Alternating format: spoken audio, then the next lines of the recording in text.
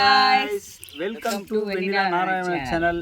இந்த பதிவு எதுக்குடானா, யூடியூப்ல இன்கம் வருமான்ற ஒரு வீடியோ போட்டிருந்தல்லவா, அந்த வீடியோவை பார்த்துட்டு நிறைய பேர் கமெண்ட் பண்ணியிருந்தாங்க. உங்களை பார்த்தா உங்கள் வீடியோவை பார்த்து ரொம்ப மோட்டிவேட்டாக இருக்குது, எங்களுக்கு ரொம்ப புத்துணர்ச்சியாக இருக்குது, ரொம்ப வெகுளித்தனமாக பேசியிருக்கீங்க, உண்மையை உள்ள மாதிரி பேசியிருக்கீங்க அப்படின்னு நிறைய பேர் கமெண்ட் பண்ணியிருக்காங்க.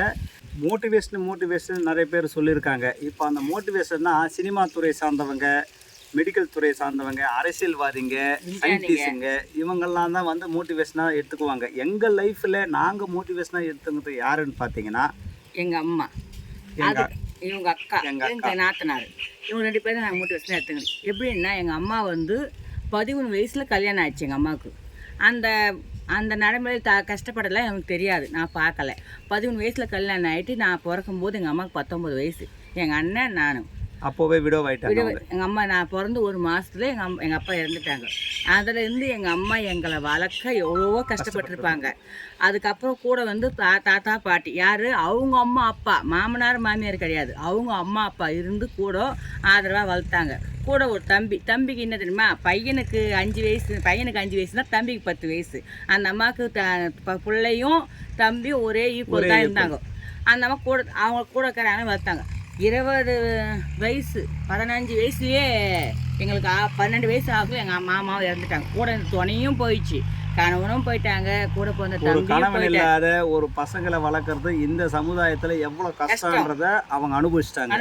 இனுக்கு அனுபவிச்சிருக்காங்க. அது கூட அவங்க வந்து ஒரு வெளியில் போனால் எத்தனையோ பேசுவாங்க, ஒரு விடுவாங்க.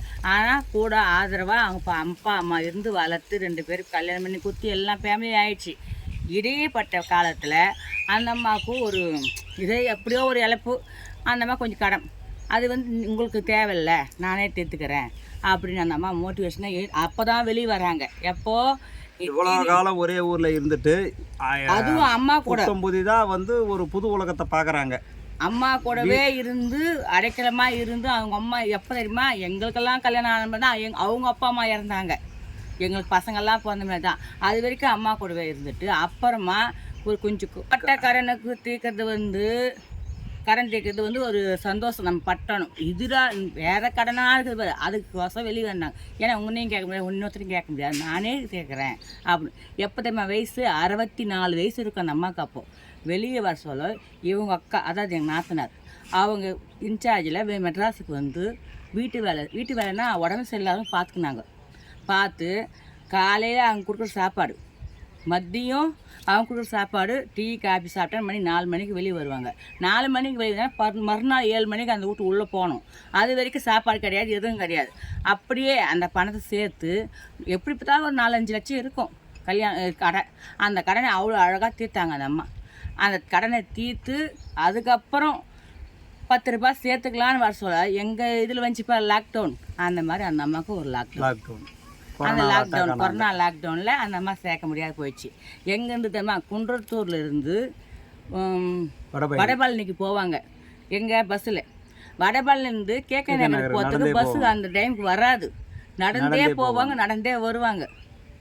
அந்த 62 வயசில் அந்த அம்மா சாதிச்சாங்கல்ல, அந்த அம்மா தான் எனக்கு மோட்டிவேஷனே. இன்னமும் எல்லா வேலையும் முடிஞ்சிச்சு. அம்மா நீ வீட்டுக்கு போமா, இல்லைம்மா ஒரு 2 லட்சம் 3-4 லட்சம் சம்பாதிச்சிக்கலாம், கையில் வச்சுக்கலாம், எனக்கு ஓணும்னு சொல்லும்போது லாக்டவுன். அந்த கொரோனா டைமில் தான் அவங்களுக்கு ஒரு டைஃபாய்ட்ஸ் காய்ச்சல் வந்தது. அதில் முடியாத படுத்துட்டாங்க. அதுக்கப்புறம் வெளியில் எங்கேயும் வேலைக்கு போக முடியாது, சுகர் அட்டாக் ஆகி போச்சு, நிறைய ப்ராப்ளங்கள். இப்போவும் வேலை செஞ்சு சாப்பிட்டுக்கிட்டு இருக்காங்க. அவங்க வயசுக்கு வேலை செஞ்சு சாப்பிடும்போது அவங்கள பார்க்கும்போது அவங்க எங்களுக்கு மோட்டிவேஷனாக இருக்கிறாங்க. இன்னொன்று சொல்ல போனால் இவங்க அக்கான்றது எப்படிமா, இப்போ எங்கள் அம்மாவுக்கு வந்து 19 வயசுல உருவாயிட்டாங்க.